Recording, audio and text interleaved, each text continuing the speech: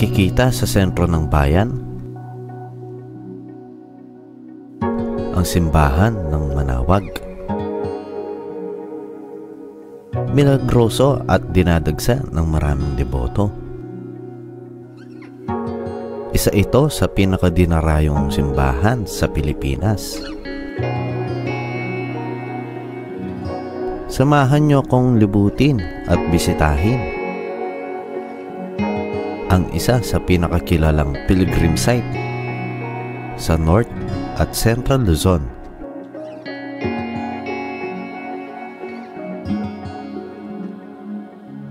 Tara, samahan niyo ako sa ating adventures.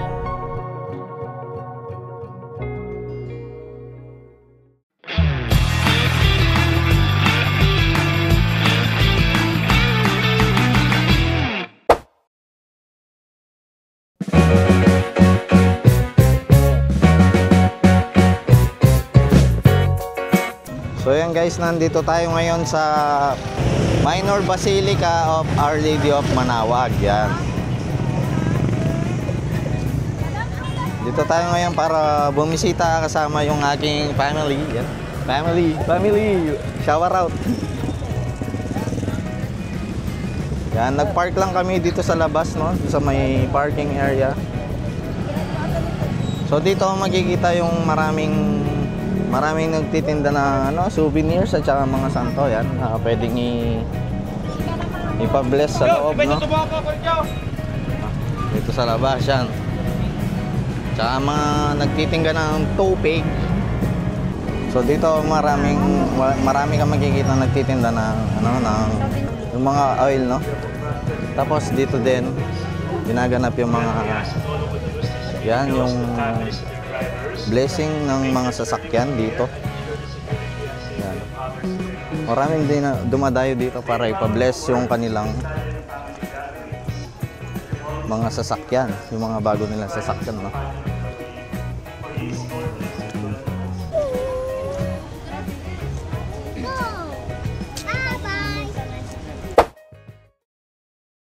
$400 years na ang nakalilipas mula nang itinatag ng mga paring Dominikano noong 1605. Taong 1982, nagkaroon ng milagro sa simbahan na ito.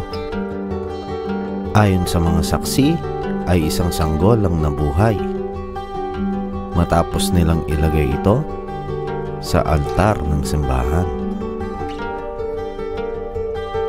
Mula noon, kumalat na ang pangyayaring iyon at nagsimula na itong dayuhin ng mga deboto. Dahil na rin sa mga nasagot ng mga kahilingan, naging popular na pilgrim site ang simbahan ng Manawag. Taong 2015 ay idineklara ng Vatican na Minor Basilica ang Manawag.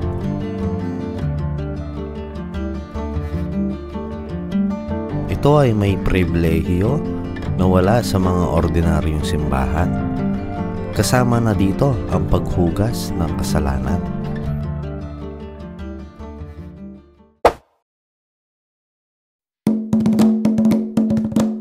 At kung nakaabot ka sa part ng video na to, sana ay nakasubscribe ka na sa aking YouTube channel. At i-follow mo na rin ang ating Facebook page at Adventures TV. Mag-like, i-follow, at i-share mo na rin ang video na to para marami pang makapanood ng ating mga adventures. Shoutout nga pala kay Sanjo Arago. Hanggang sa muli, samahan nyo ako sa ating susunod na adventure.